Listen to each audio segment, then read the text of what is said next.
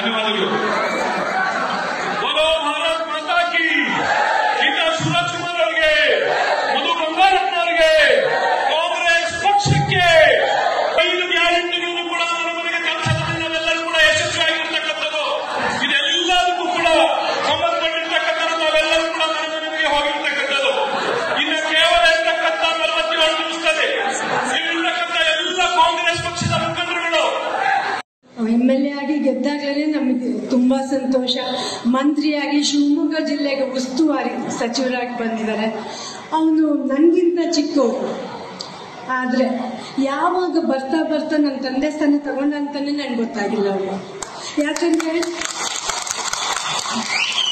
ಯಾಕಂದ್ರೆ ಮಧು ತುಂಬಾ ಕಷ್ಟಪಟ್ಟು ಈ ಸ್ಥಾನಕ್ಕೆ ಬಂದಿದ್ದಾರೆ. ಏನು ಅವನು ಸೋದ್ರೇನು ಅವನು ಜಿಲ್ಲೆನ ಬಿಡ್ಲಿಲ್ಲ, ಸೊರಬ ಬಿಡ್ಲಿಲ್ಲ, ಎಲ್ಲ ಕಡೆ ಕೆಲಸ ಮಾಡ್ತಾ ಬಂದಿದ್ದಾನೆ. ಅದನ್ನ ನಾನು ನೋಡ್ತಾ, ನಮ್ಮ ತಂದೆಯವ್ರು ಮಾಡಿದ ಕೆಲಸ, ನನ್ನ ತಮ್ಮ ಮಾಡಿದ ಕೆಲಸ, ಇವನ್ನೆಲ್ಲ ನಾನು ನೋಡ್ಕೊಂಡೇ ಬಂದಿದ್ದೀನಿ. ಜೊತೆಗೆ ನಾನು ಎಲ್ಲರಲ್ಲೂ ಇಷ್ಟೇ ಕೇಳಿ, ನಾನು ಈ ಜಿಲ್ಲೆಗೆ ಮಗಳು, ನೀವು ನನ್ನ ಆರಿಸ್ಲೇಬೇಕು. ನನಗೆ ಯಾಕೆ ಓಟ್ ಕೊಡಲ್ಲ? ನೀವು ಓಟ್ ನನಗೆ ಕೊಡಲೇಬೇಕು, ನೀವು ಕೊಡಲೇಬೇಕು. ಯಾಕಂದ್ರೆ ನಿಮ್ಮ ಜಿಲ್ಲೆಯ ಮಗಳನ್ನ ನೀವು ಬರೀ ಕೈಯಲ್ಲಿ ಕಳ್ಸಕ್ಕಾಗತ್ತಾ? ಆಗ ಅಲ್ವಾ? ಸೊ ಅದಕ್ಕೆ ನಾನು ನಿಮ್ಮೆಲ್ಲರಲ್ಲೂ ಕೋರ್ಕೊಳ್ತೀನಿ. ಆಮೇಲೆ ನಾನು ಇನ್ನೊಂದು ವಿಷಯ ಏನು ಹೇಳಕ್ಕೆ ಇಷ್ಟಪಡ್ತೀನಿ ಅಂದರೆ, ನಾನು ಶಿವಮೊಗ್ಗ ಜಿಲ್ಲೆಯ ಧ್ವನಿಯಾಗಿರ್ತೀನಿ. ಜೊತೆಗೆ ನಮ್ಮ ಮಹಿಳೆಯರು ಮತ್ತು ಮಕ್ಕಳ ಧ್ವನಿಯಾಗಿರ್ತೀನಿ.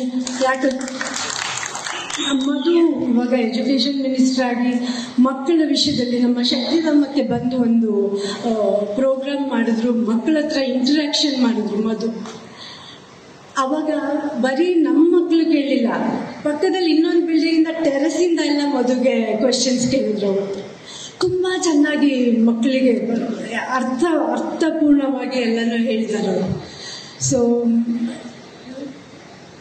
ಅವನಿಗೆ ದೇವರು ಒಳ್ಳೇದು ಮಾಡಲಿ. ನಾನು ನಿಮ್ಮೆಲ್ಲರಲ್ಲೂ ಈ ಸಹಕಾರ ಕೇಳ್ತಾ ಇದ್ದೀನಿ. ನಾನು ನಿಮ್ಮ ಜೊತೆಗೆ ಇದ್ದೇ ಇರ್ತೀನಿ, ನಿಮ್ಮ ಧ್ವನಿಯಾಗಿರ್ತೀನಿ, ಶಿವಮೊಗ್ಗ ಜಿಲ್ಲೆಗೆ ನಾನು ಧ್ವನಿಯಾಗಿರ್ತೀನಿ ಅಂತ ಹೇಳಕ್ಕೆ ನಾನು ಇಷ್ಟಪಡ್ತೀನಿ. ಸೊ ನನಗೆ ನಿಮ್ಮೆಲ್ಲರ ಸೇವೆ ಮಾಡೋಕ್ಕೆ ಒಂದು ಅವಕಾಶ ಕೊಡಿ, ನನಗೆ ಒಂದು ಅವಕಾಶ ನೀವು ಕೊಟ್ಟು ನೋಡಿ. ನಾನು ನನ್ನ ತಂದೆ, ನನ್ನ ತಮ್ಮ ಇಬ್ಬರಿಗೂ ಕೆಟ್ಟ ಹೆಸರು ಬರೋಂಗೆ ನಾನು ನಡ್ಕೊಳ್ಳೋದೇ.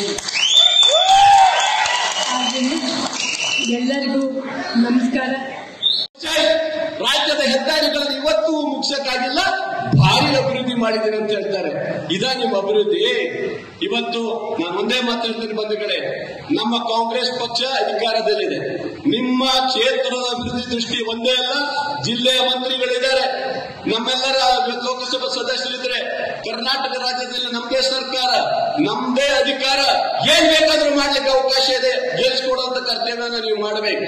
ದಯವಿಟ್ಟು ಹಿಂದಿನ ಚುನಾವಣೆಯಲ್ಲಿ ಮನೆ ಮನೆ ಹೊತ್ತು ತಮ್ಮ ಅಭ್ಯರ್ಥಿಗಳನ್ನು ಗೆಲ್ಲಿಸುವ ರೀತಿಯಲ್ಲಿ ಏನು ಕೆಲಸ ಮಾಡಿದ್ರಿ, ಇವತ್ತು ನಮ್ಮ ಗೀತಕ್ಕನವರನ್ನು ಸಹ ಅತ್ಯಂತ ಬಹುಮತದಿಂದ ಗೆಲ್ಲಿಸುವ ಮೂಲಕ ರೈತರ ಧ್ವನಿಯಾಗಿ, ಬಂಗಾರಪ್ಪನವರ ಧ್ವನಿಯಾಗಿ, ಕಾಂಗ್ರೆಸ್ ಪಕ್ಷದ ಧ್ವನಿಯಾಗಿ ಇದನ್ನು ಕೆಲಸ ಮಾಡಬೇಕು ಅನ್ನೋದನ್ನ ನಾ ಇವತ್ತು ಹೆಮ್ಮೆಯಿಂದ ಹೇಳ್ತೇನೆ. ನಾವೆಲ್ಲರೂ ಬರ್ತೀವಿ, ಇಲ್ಲಿರುವಂತಹ ವೇದಿಕೆಯಲ್ಲಿರುವಂತ ಎಲ್ಲ ಮುಖಂಡರುಗಳು ತಾಲೂಕಿಗೆ ಬರ್ತೀವಿ, ಆ ಜನಪರವಾಗಿ ಕೆಲಸ ಮಾಡ್ತೀವಿ. ಇವತ್ತು ಬಿಜೆಪಿ ಅಭ್ಯರ್ಥಿ ನೀನೇನ್ ಕೊಡುಗೆ ಕೊಟ್ಟಿದ್ದಂತ ನಮ್ಮ ದಾಖಲೆ ಕೊಟ್ಟಿದ್ದೀರಲ್ಲ, ಅದಕ್ಕೆಲ್ಲವನ್ನು ನಾವು ಉತ್ತರ ಕೊಡ್ತೀವಿ. ನಿಮ್ಮ ದಾಖಲೆಗಳು ಏನ್ ಕೊಟ್ಟಿದ್ದೀರಿ ಅಂತ. ಆದ್ರೆ ಹಡಿಬಿ ದುಡ್ಡಿದೆ, ಹಡಿಬಿ ದುಡ್ಡು ಮಾಡಿಟ್ಟಾರೆ. ಈ ಯಡಿಯೂರಪ್ಪನ ಕುಟುಂಬ ದುಡ್ಡು ಮಾಡಿ ರಾಶಿ ಹಾಕೊಂಡಿದ್ದಾರೆ. ಈ ಯಡಿಯೂರಪ್ಪ ಕುಟುಂಬ ದುಡ್ಡು ಮಾಡಿ ರಾಶಿ ಹಾಕೊಂಡಿದ್ದಾರೆ. ಖರ್ಚು ಮಾಡಕ್ ಭಾರಿ ತಯಾರು ಮಾಡ್ತಾರೆ. ಆದ್ರೆ ಒಂದಂತೂ ಸತ್ಯ, ಯಾರ್ಯಾರು ಯಡಿಯೂರಪ್ಪನವ್ರ ವಿರೋಧ ಇದ್ದಾರೆ ಅವ್ರನ್ನೆಲ್ಲರನ್ನು ಮಕ್ಕಳು ಮುಟ್ಟು ಹಾಕ್ಬಿಟ್ಟ. ಪಾಪ ಈಶ್ವರಪ್ಪನಂತೂ ತಗಡೆ ಹಾಕ್ಬಿಟ್ಟಿದ್ದಾರೆ. ಈ ಅಲ್ಲ ನಾನ್ ಹೇಳೋದು, ಈ ಈಶ್ವರಪ್ಪ ಬೇಕಾಯ್ತಾ? ಮಾತೆತ್ರೆ ಹಿಂದುತ್ವ, ಮಾತೆತ್ರೆ ದೊಡ್ಡ ವೇದಾಂತ ಸಿದ್ಧಾಂತ ಎಲ್ಲರನ್ನ ತೆಗೆದ್ರ. ಯಾರು ಕೆಜಿಪಿ ಹೋದಂತ ಸಂದರ್ಭದಲ್ಲಿ ಯಡಿಯೂರಪ್ಪನವರು ವಿರೋಧವಾಗಿದ್ರು ಅವರೆಲ್ಲರನ್ನ ಹತ ಮಾಡ್ತಾರೆ. ನನ್ನ 10 ವರ್ಷ ರಾಜಕೀಯ ತೆಗೆದ್ರು ಯಡಿಯೂರಪ್ಪನವರು. ಇವತ್ತು 10 ವರ್ಷ ರಾಜಕೀಯ ನನ್ನ ತೆಗೆದ್ರು. ಆದ್ರೂ ಸಹ ಬೇಳೂರು ಸುಮ್ಮನೆ ಕೂತಿಲ್ಲ. ನೀವೆಲ್ಲರ ಆಶೀರ್ವಾದದಿಂದ ಎದ್ದು ಇವತ್ತು ಕೂತಿದ್ದೇನೆ ಅಂತಂದ್ರೆ ಹೊಡೆದೇ ಹೊಡಿತೀವಿ ಸಡ್ಡು. ನೀವೆಲ್ಲರೂ ಸಹಕಾರ ಕೊಡಿ, ನಮ್ಮ ಅಕ್ಕನ ಬಹುಮತದಿಂದ ಗೆಲ್ಲಿಸಿ ಈ ರಾಜ್ಯದಲ್ಲಿ ಮತ್ತೊಮ್ಮೆ ನಮ್ಮ ಶಿವಮೊಗ್ಗ ಜಿಲ್ಲೆಯಲ್ಲಿ ಬಂಗಾರಪ್ಪನವರ ಹವಾ ಏನಿತ್ತು ಅದನ್ನು ನೆನಪಿಸಿಕೊಡುವಂತ ಕೆಲಸ ಮಾಡ್ತಾರೆ. ಬಂಧುಗಳೇ, ಒಂದು ಮಾತು ಕೇಳ್ತೇನೆ, ಬಂಗಾರಪ್ಪನವರ ಗರಡಿಯಲ್ಲಿ ಬೆಳೆದಂತ ಗೋಪಾಲಕೃಷ್ಣ ಬೇಡವರು ನೆನಪಿಟ್ಕೊಳ್ಳಿ, ಸಾಹೇಬರು ಈ ರಾಜ್ಯಕ್ಕೆ ಕೊಟ್ಟಂತ ಕೊಡುಗೆಯನ್ನ ಯಾವ ಜನ ಸಾಮಾನ್ಯನೂ ಮರೆಯಲಿಕ್ಕೆ ಸಾಧ್ಯ ಇಲ್ಲ. ಅಂತ ಕೊಡುಗೆ ಕೊಟ್ಟಂತವ್ರು ಇವತ್ತೇನಾದ್ರೂ ರಾಜ್ಯದ ಜನ ಇವತ್ತು ಬಂಗಾರಪ್ಪನವ್ರ ಹೆಸರು ಹೇಳ್ತಂದ್ರೆ 35 ವರ್ಷದಿಂದ ಕೊಟ್ಟಂತ ಯೋಜನೆಗಳು ಇವತ್ತೂ ಜನಪರವಾಗಿದೆ ಅಂದ್ರೆ ಅದು ಬಂಗಾರಪ್ಪನವರ ನಾಯಕತ್ವದಲ್ಲಿ ಸಿಕ್ಕಿರೋದು.